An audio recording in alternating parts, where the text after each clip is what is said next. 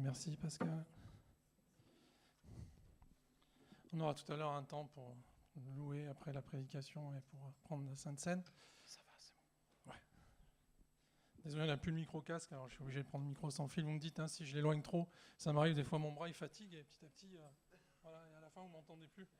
Donc il ne faut pas hésiter à me rappeler, à le remonter de temps en temps. Voilà, heureux de vous retrouver, Mathieu et Myriam. Ils étaient toute la semaine à Gap pour faire tous les deux ensemble un cours sur la bibliologie. Et moi, j'y vais le week-end prochain pour les ados pour faire un atelier sur jeux vidéo et addiction. Et à la fin, on va réaliser un jeu vidéo. Priez pour moi parce que c'est avec les ados. Ils vont être nombreux. Et la dernière fois que j'ai été mono d'ado, c'était du temps de Chirac. Donc, je ne sais pas si vous vous rendez compte. Depuis, ils ont évolué, pas Chirac, mais les ados, ils ont évolué. C'est plus les mêmes. Je ne sais pas, j'ai l'impression que c'est plus les mêmes. Ils ont une capacité, on dirait ChatGPT, mais avec des bras, c'est bizarre. Donc voilà, priez pour nous. Et puis, et en espérant que ça se passe bien, on est heureux en tout cas de pouvoir faire ça et de pouvoir y aller, de pouvoir participer et d'aider dans ces camps. Voilà, ce matin, on va partager sur les 5, comme c'était écrit sur le WhatsApp, l'Instagram de l'Église, les 5 paroles certaines de l'apôtre Paul. Vous savez que, je ne sais pas si vous avez remarqué, moi j'ai remarqué ça il n'y a pas très longtemps, que l'apôtre Paul parle de 5 paroles certaines, à 5 reprises, uniquement dans les épîtres pastorales, donc Paul à Tite et Paul à Timothée.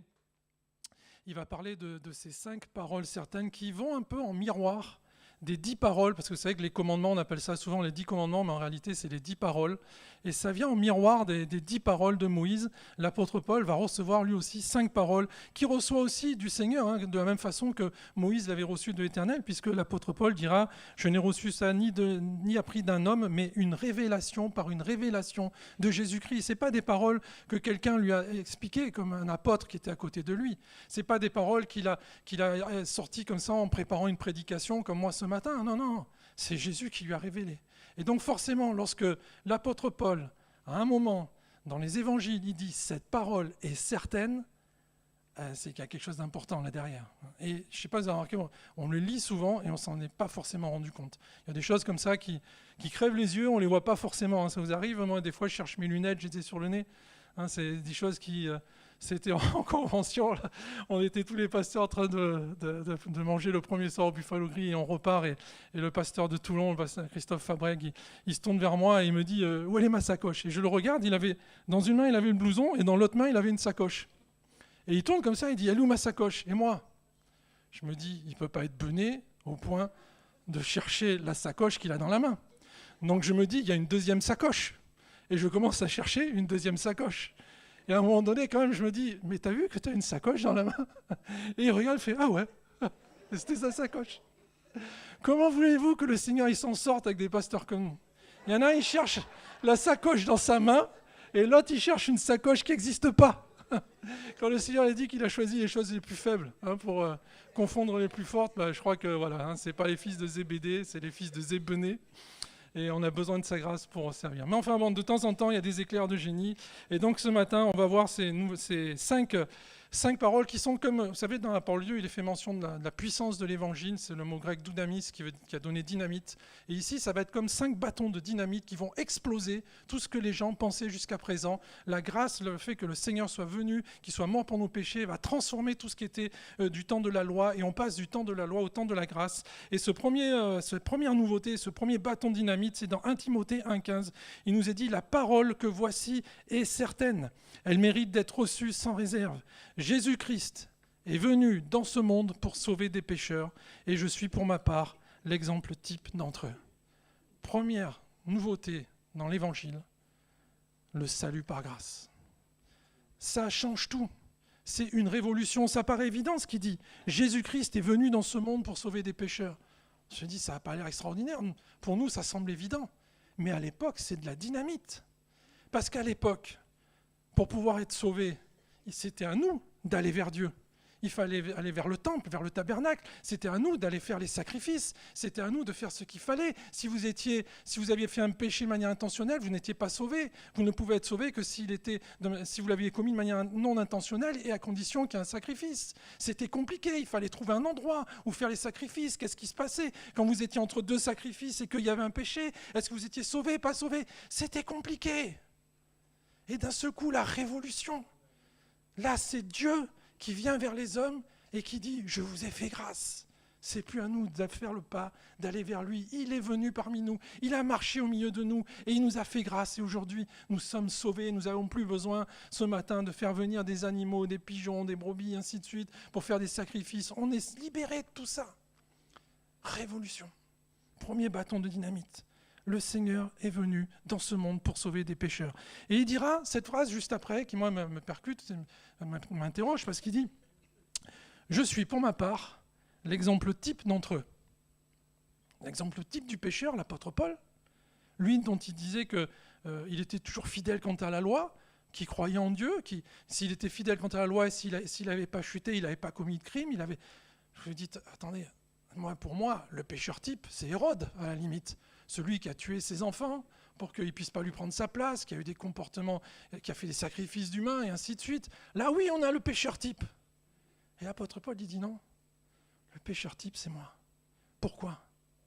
Parce qu'en fait, l'apôtre Paul pensait pouvoir se passer du salut, de la grâce de Jésus, parce qu'il respectait la loi. Il pensait que parce qu'il était quelqu'un de bien, il n'avait pas besoin de Jésus. Et ça, c'est le pécheur type. Encore aujourd'hui, c'est le cas. Ce qui nous perd, ce n'est pas notre péché. On est pécheurs de toute façon par nature et on est tous pécheurs, on est tous perdus. Mais ce qui nous perd en réalité, ce n'est pas la nature du péché. Ce n'est pas le fait que je sois un criminel, un violeur, un pilleur ou que je sois quelqu'un qui commette juste des petites infractions. C'est le fait qu'on n'accepte pas que Jésus soit notre sauveur. C'est ça qui nous perd. Et c'est ce que dira le Seigneur. Je suis venu pour ceux qui sont malades. Mais si on ne prend pas conscience qu'on est malade, on ne peut pas être sauvé. Jésus est venu pour sauver les pécheurs. Encore faut-il qu'on prenne conscience que l'on est un pécheur. Parce que sinon on passe à côté.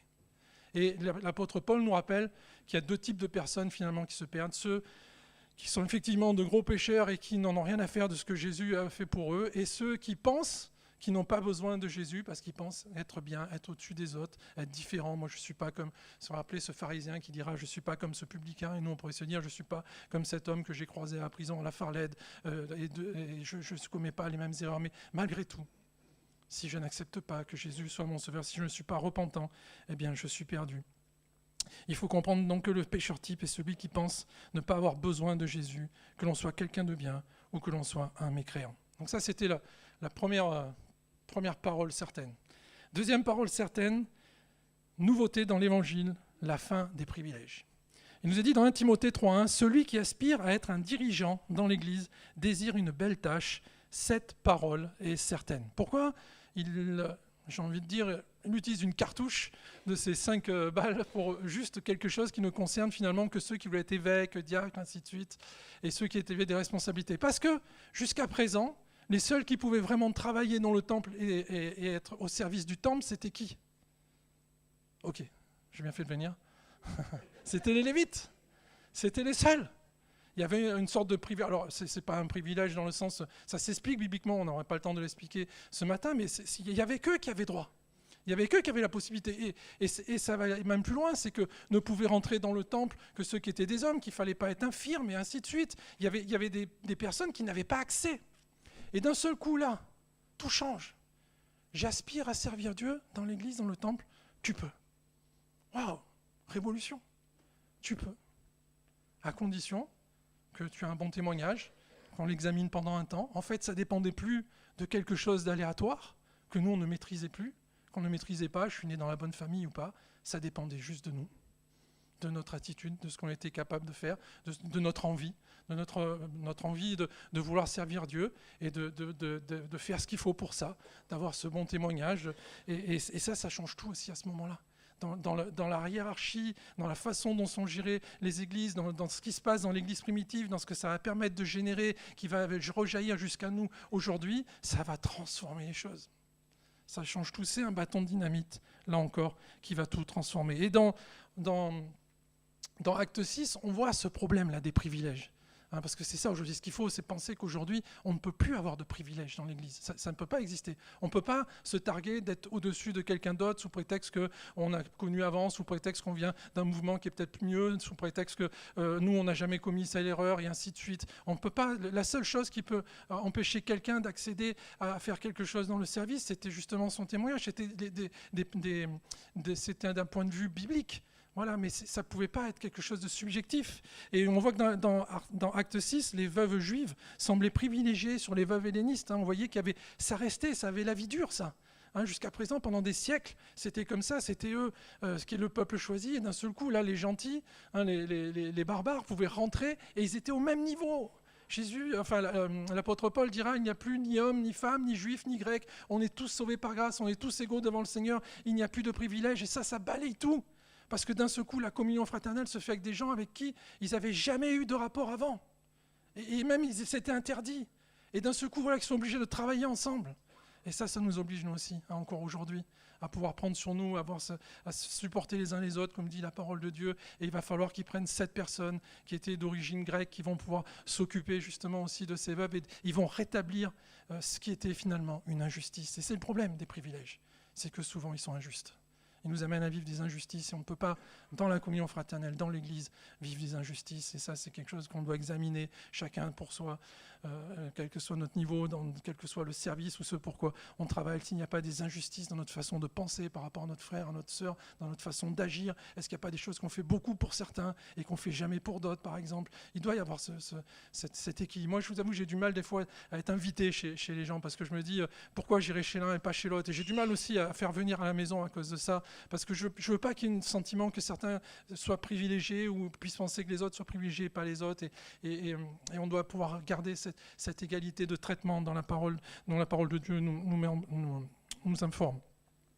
Un des prosélytes, justement, qui servait s'appelait Nicolas. Et je dis prosélyte parce qu'en fait, il était grec et il était devenu juif. Et vous voyez, c'était bizarre parce qu'à cette époque-là, lorsque Pierre va aller vers ce centenier, en fait, ce qui se passe, c'est qu'on ne comprend pas pourquoi il fait ça. Hein. On lui reproche d'aller voir quelqu'un, justement, qui n'est pas juif, alors que quelqu'un qui n'était pas juif, qui était devenu juif par prosélytisme, pouvait être chrétien, hein, pouvait être dans l'Église. C'est quand même bizarre, il fallait passer par une voie détournée, mais la voie directe, on n'y avait pas droit. Vous voyez, là, il y avait encore une sorte d'injustice. Il y avait une sorte là de privilège qui devait sauter. Et je crois qu'encore aujourd'hui, c'est quelque chose qu'on doit faire sauter dans les églises et qui ne doit pas exister. Troisième, c'est ça, hein, ouais. Troisième parole certaine. 1 Timothée 4,9. Nouveauté dans l'Église, nouveauté dans l'Évangile. Troisième bâton de dynamite. Le corps et le temple. 1 Timothée 4,9. L'exercice physique, donc l'exercice physique du corps, a son utilité, certes, mais celle-ci est limitée. L'attachement à Dieu, lui, du corps, est utile à tout, puisqu'il possède la promesse de la vie, pour le présent et pour l'avenir. C'est là une parole certaine et qui mérite d'être reçue sans réserve. Nouveauté dans l'Évangile, le corps et le temple. C'est révolutionnaire. Ça change tout.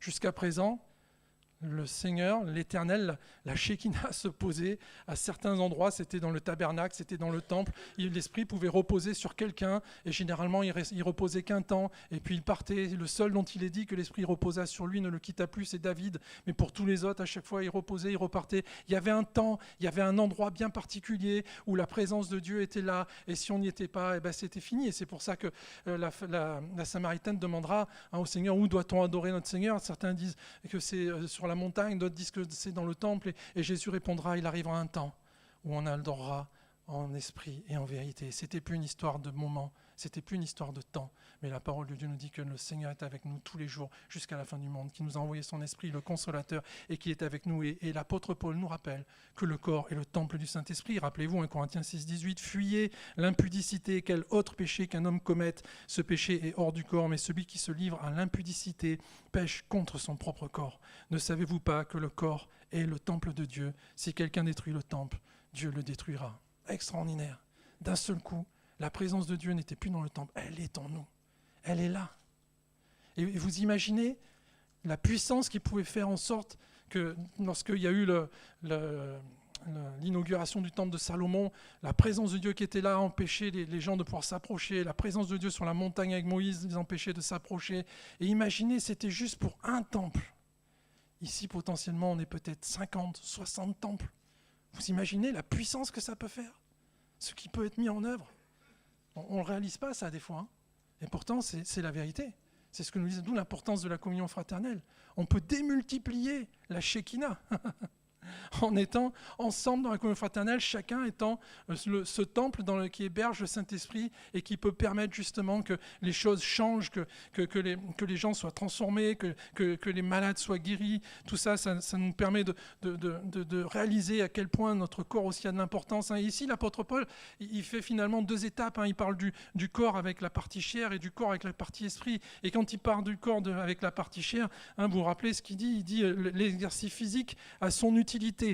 C'est quand même utile, mais elle est limitée, il dira. Il faut que vous compreniez une chose. À l'époque, il n'y avait pas de Basic Fit. L'apôtre Paul n'est pas en train de dire qu'il faut que vous preniez un abonnement à une salle de sport. Ça n'existait pas, le sport. Personne n'en faisait, parce que les gens, ils n'avaient pas besoin. Avec le travail qu'ils faisaient, avec la nourriture qu'ils mangeaient, il n'y avait pas de gens qui avaient besoin de faire du sport. On ne voyait pas les gens trottiner le matin pour aller mieux. Les seuls qui faisaient du sport, c'était les soldats et les gymnastes. Et généralement, les gymnastes, c'était les mêmes, sauf que c'était en temps de paix. Et ils se préparaient. En fait, l'exercice physique n'avait qu'un seul objectif, c'était de se préparer à faire la guerre. Et l'apôtre Paul, ici, quand il parle d'exercice physique, c'est de celui-là qu'il parle. De celui qui lui permettait à son corps de faire la guerre aux puissances des ténèbres. D'être prêt. Parce qu'il faut reconnaître que il faut quand même qu'il tourne un minimum ce corps. Sinon, comment vous voulez faire la volonté de Dieu? Quand vous regardez ce par quoi tout est passé, l'apôtre Paul, où il a été laissé pour mort plusieurs fois après être caillassé, où il a fait je sais combien de naufrages, où à un moment donné, il est resté quasiment toute une nuit naufragé au milieu de la Méditerranée. Heureusement qu'il avait un minimum de conditions physiques. Parce que moi, je vous avoue, je n'aurais pas pu faire tout ce qu'il a fait. Et d'où son importance. Et on ne peut pas le nier. Donc, le physique a un impact sur le Saint-Esprit, mais le Saint-Esprit a aussi un impact sur le physique, on voit dans les deux. Et donc, il rappelle aussi cette importance, du coup, de faire attention à ce qu'on fait avec notre corps, parce que notre corps est le temple du Saint-Esprit, et ça peut avoir un impact sur le Saint-Esprit. On peut attrister le Saint-Esprit, il nous dit la parole de Dieu, parce que l'on fait, parce que l'on voit, parce que l'on entend, et ça peut nous amener justement à ce qui quitte le temple. Et que nous ne soyons pas, vous savez, comme ces temples de Bouddha, là, dans la jungle, où il n'y a plus personne dedans, où il n'y a plus que des singes qui se baladent. Vous voyez, c'est un temple, mais il n'y a plus rien, c'est juste de la végétation et des animaux. Il ne faut pas qu'il soit comme ça, notre corps. Que ce ne soit pas un temple délaissé à l'abandon, où c'est toujours un temple, mais l'esprit, il n'est plus là. Il n'est plus présent, et on n'a plus la possibilité de faire ce que le Seigneur nous demande. L'évangile, c'est la grâce pour tous, mais sans limite, nous rappelle la parole de Dieu. Ensuite, avant-dernier point. Nouveauté dans l'évangile. Plus de disqualification définitive. 2 Timothée 2,11, car ces paroles sont certaines. Si nous mourons avec lui nous revivrons. Et si nous persévérons, avec lui nous régnerons. Mais si nous le renions, lui aussi nous reniera, parce que si nous sommes infidèles, lui, il reste fidèle. Et là, il y a une nouveauté extraordinaire qui est que si nous sommes infidèles, lui, il reste fidèle. Et parce qu'il reste fidèle, et parce que son Fils est mort sur la croix, il y a toujours la possibilité de revenir à la croix, de demander pardon et d'être sauvé. Là où je disais tout à l'heure, où lorsqu'on avait fait un péché qui était inconscient, que justement on n'avait pas la possibilité de demander pardon, c'était fini, aucun sacrifice ne pouvait effacer ça. D'un seul coup, là, c'est une nouveauté, ça change tout. Il y avait toujours la possibilité d'avoir une deuxième chance, et c'est encore le cas aujourd'hui.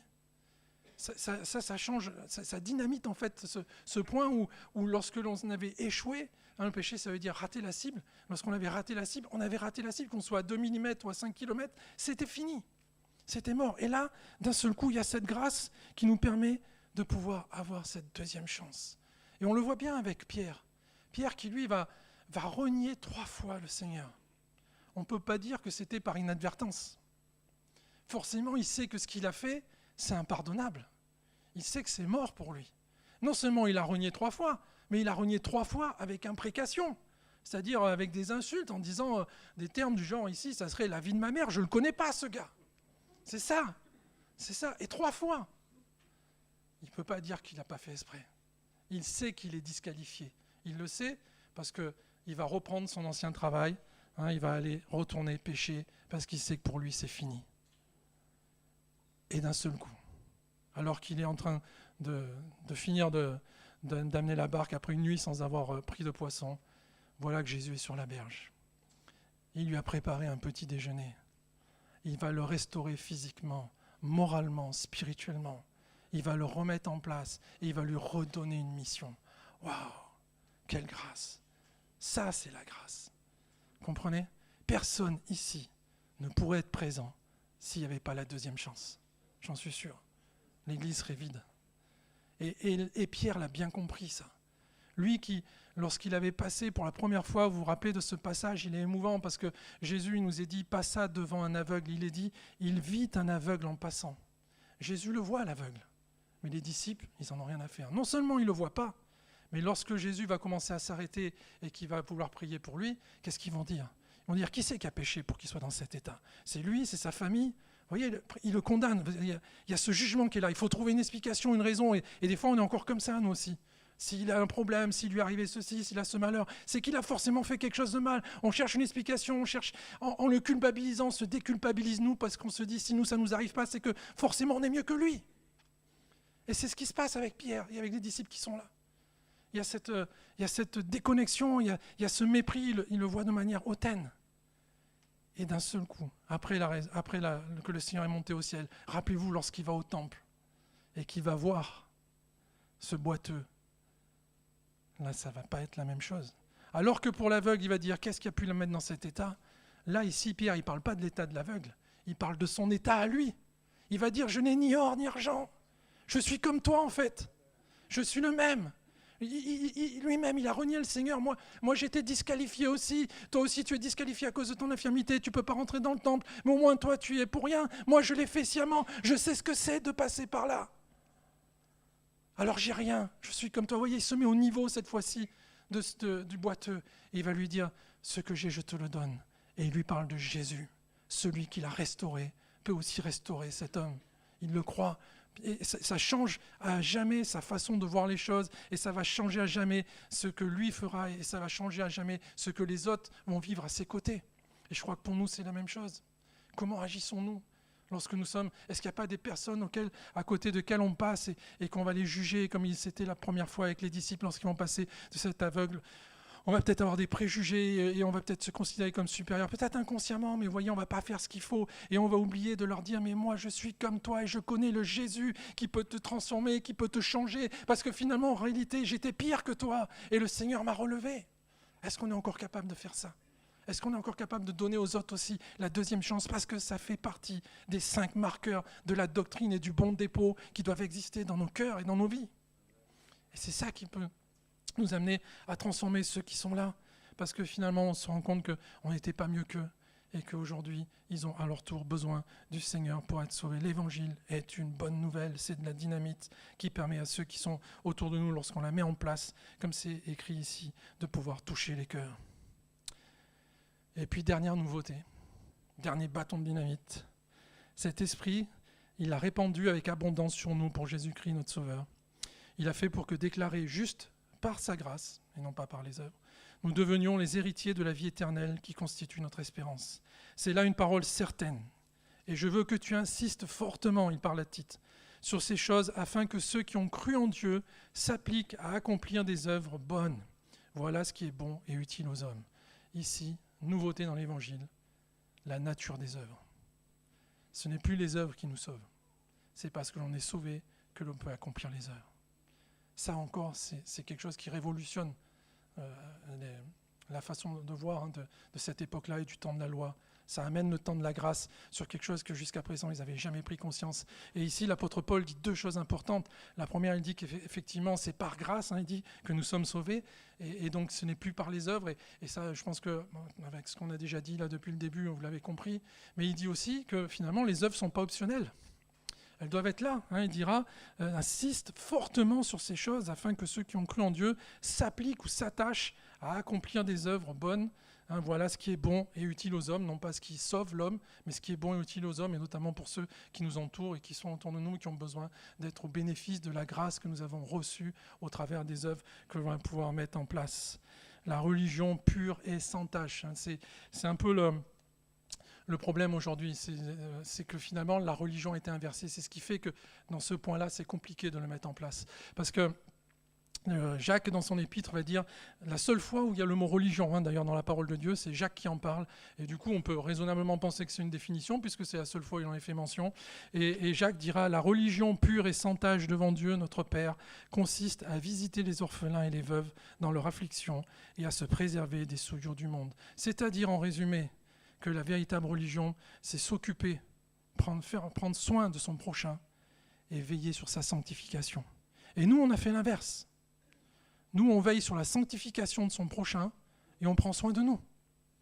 On est des fois des légalistes qui disent « ça, tu ne peux pas le faire, ça, c'est pas bien, tu ne dois pas t'habiller comme ça, tu ne dois pas te comporter comme ça. » Et on prend soin de nous. Alors que c'est l'inverse.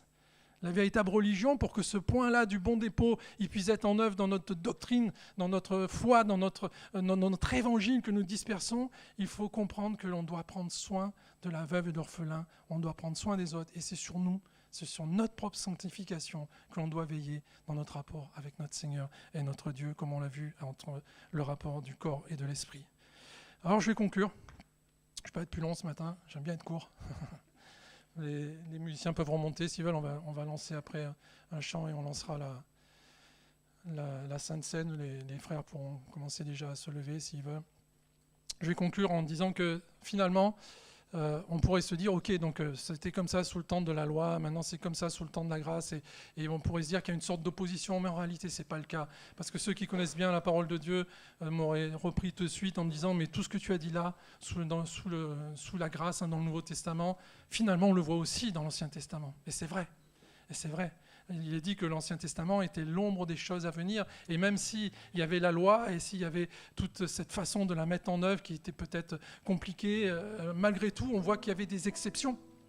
Il est fait mention, par exemple, de David qui a commis des péchés qui auraient dû l'amener à la mort depuis bien longtemps et qui va obtenir le pardon.